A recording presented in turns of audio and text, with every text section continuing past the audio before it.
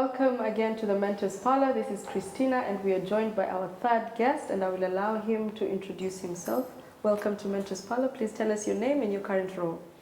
Hello, I'm Mario Antonia. I am from Cyprus and I am the Region 8 Vice Chair of Technical Activities.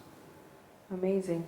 So please tell us a little bit about how you got into your career currently.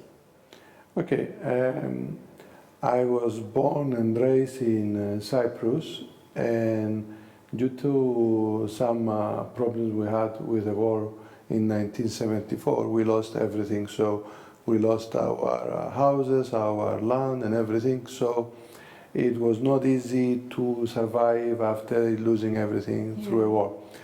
The fact though that my father was an elementary school teacher allowed us to recreate our lives in the new place where we moved in after the war. So we started by renting a house and then getting some loans and buying a house.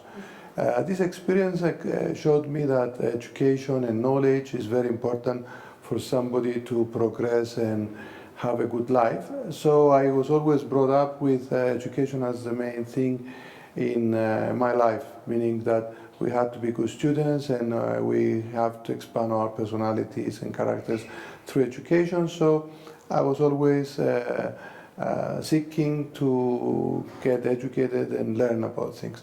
Since I like sciences and especially maths and physics, I decided to do something that was more applicable science, and I decided to go to electrical engineering. Due to the fact that the financials were tight in the family due to the problems of building a house and the loans, my father told me plainly that there was no money for attending private schools, private universities. So I had to go first to a local higher education school where I got my higher national diploma, and the only way to study was to get a scholarship. So I had to study hard and be a good student in order to be able to apply and get a full price scholarship sponsored by the American government, and I was able to go and do my bachelor's and my master's degree in electrical engineering in USA. There I realized that you could either continue your academic engineering education with a PhD, or you can learn new things. So I decided to go to work. So I got employed by Cisco Systems in the US. And my plan was to go to get an MBA, but due to some personal factors, I decided to return back to Cyprus, where I'm working for the past 25 years in the ICT sector, in a telecom operator.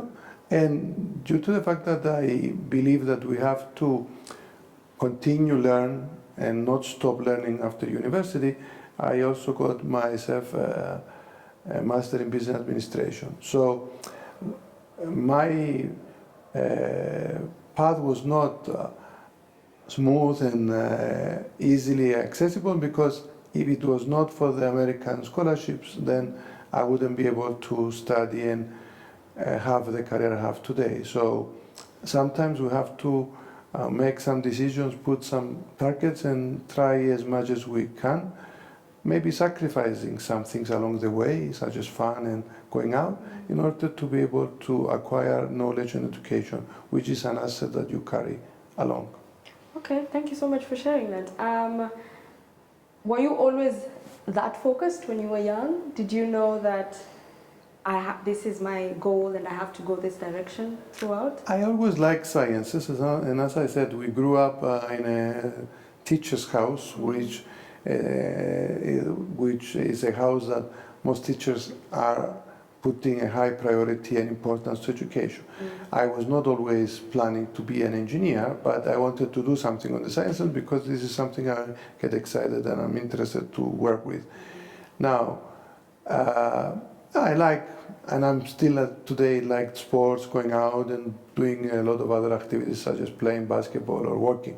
But at the point where you have to support yourself, Then you have to make some decisions, and then you have to put some goals. So I wanted to do something in the science area, but I made the decision of electrical engineering when I was like 18, and also this was influenced due to the fact that we wanted to have a possibility to get a job, because it's not only to get education, but you have to get education that can help you support yourself first and then your family as time progresses. So I had to make some hard choices around the age of 17 to 20, and then you invest effort and energy until you are 25 to 28, and you continue work. But I think young students should be focused while they enjoy their lives and make their decisions and hopefully get it right the first time, so as not to go get some knowledge and then have to change majors and put more years into study. Would you say that the sacrifices that you made, everything that you put aside, paid off? Yeah, of course they paid off, because you have to put priorities, and you have to work for certain things you want. So I mean, we have every day 24 hours, so you have to study when you have to study, and then you have to go out when you have to go out. So being an engineer, you have to learn how to prioritize things and also how to manage your time and energy. So yeah, I'm happy with my decisions, and I don't feel that I sacrifice a lot, because I was trying, while being a student and up to date, to have a balance. So it's not only studying, it's not only partying. You have to do everything in a balance, and sometimes something takes more time out of yourself, sometimes it takes less time of yourself. Yeah, that's very true. In your career right now, as an engineer, what are the challenges in that specific career that you would share? Okay, I'm in a telecom industry, so I had to work with others in teams, in departments, in divisions. As you grow up, you get more responsibilities and higher positions. What you have to do there is learn how to work with teams, train them, collaborate with them, listen to them, understand that maybe you don't know everything, or you have to talk with others and collaborate in order to get better solutions. So the challenges being in an organization which is big is to work together with teams, share knowledge, learn from them. You cannot stay where you've been out of university, because technology changes. It used to be like, for example, transmission was STH, then it was ATM, now it's IP, now it's, everything is progressing. And the other thing is, you have to also learn how to work with in big organizations with structures, processes, and specific controls. So it's a continuous learning. So one thing that we have to take into consideration, if you want to continue being productive and effective, you have to continue learn new stuff and new tools and materials. Okay. When did you join IEEE? Actually, I joined IEEE when I was studying in the US, so that would be 1992, and I started volunteering around 2008, because in the middle I had to complete my studies and do a lot of things about my career. So it's been almost 30 years and 20 years of active volunteering in IEEE. Yeah, okay. And I'm guessing, of course, IEEE has had a huge impact in your career right now. Yeah, actually IEEE has provided a lot of benefits and good things in my career. First of all, you have access to data for emerging technologies. You have a lot of opportunities to attend conferences and other events, such as professional educational activities that are being organized by IEEE members. And also you are able to do a lot of networking with people both from academia and industry. So I'm working in Cyprus, and even without the technology, the network that you have with IEEE and the exposure to new things, such as, for example, you have so many panels today in AFRICON for artificial intelligence and 5G. Some people can get exposed to these new technologies and activities and things that happen around them. So IEEE provides you both access to information as well as access to people that are dealing in specific areas that may be of interest to you. Whereas if you are in your own country, you don't have such an opportunity. You just work and you're more local. Even with the use of internet, IEEE can provide much more than just being on yourself in your country. So collaborating and, okay, being exposed to. Yes. Okay, that's amazing. I want to know a highlight of your career. Excuse me? A highlight, a positive thing that has happened in your career that you still think back and, you know. Okay, the one highlight is when I came out of the master's degree, that I was able to work for Cisco Systems, which is one big company and is progressing and expanding. It was not only an experience of working in an American environment, but also the fact that you've been a foreigner facing the problems I described before, but you are able to work in such a big organization and in a technology cutting-edge company. And once you can work and be successful in such an organization, then you know that you can be successful in any other part of the world. And the other thing is just, some promotions we get, like 5 years ago, that it was like a hard selection of people who would become section heads and probably being able to go to being division managers. And I was able to get a promotion the first time I applied for it. And this promotion enables me to use both my technical skills that I acquired through my engineering work, but also my business administration skills, because when you become a manager, then you have to see things, not only get the best machine, but also get the most cost-efficient machine, which is also supporting the customer base. So these two, the first job and the promotion from middle to upper management, that provides you new opportunities, but also new challenges. Okay.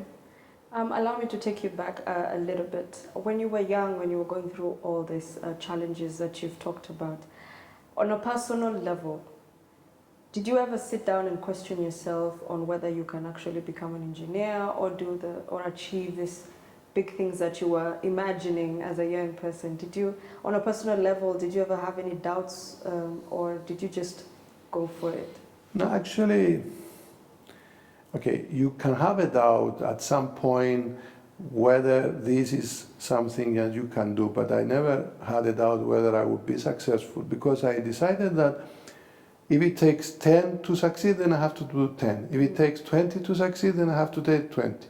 And once you decide that you want to succeed and you believe in yourself and you work diligently and continuously, then you succeed. But I tried to put targets that were reachable. They were challenging, but reachable. I mean, you cannot say, I will do a PhD before you start your bachelor. So you say, I want to do well in my bachelor. So you start with your bachelor, you understand where you are, who the other students are, and then you have to start. So you have to put challenging but achievable goals, and you have to work as much needed in order to get those. I put this experiment into work, I saw that it works, but the more you go high, even in education, the more you have to sacrifice, because it's like a pyramid. I mean, a lot of people do the bachelor's, less people do the master's, less people do the MBA and the PhD. So you have to know that every time you want to go a level up, then you have to put the level up of your efforts. Okay, I love that. I love that. Small targets just to get to the bigger picture. Yeah. Amazing. So finally, I'm going to ask you, what word of advice would you give to young people who maybe have joined IEEE or who are looking to be engineers? What would you tell them, in order to become successful? Okay. I would say that you have to believe in yourself. You have to work hard, because engineering is not an easy thing to study, but you also have to be open to new knowledge and be open to work with people, either in teams in a university and then in teams in work. And you will have to understand that university and college is the beginning of your path is the beginning of your knowledge, and you have to continuously being able to learn, being adaptive to new people, to new knowledge, and be open to collaborate. When we graduated, we only knew how to write on a piece of paper, and do certain things, presenting ourselves and writing papers. Then all of a sudden computers came into our life, we had to learn about them, and then all of the time we have to use new ways of presenting information and exchanging ideas. So technology will help you improve, but you have to understand, you have to continuously be open to change. I love that. I do. I really appreciate you for sharing your story of resilience, coming from a challenging background and the stuff that you faced, until the person that you are today. Thank you so much for sharing that with us. Thank you very much for the opportunity to share the experience, and as I said, believe in yourself and things will be good for you. Thank you. Inshallah. Thank you so much, guys, for watching. See you on the next interview.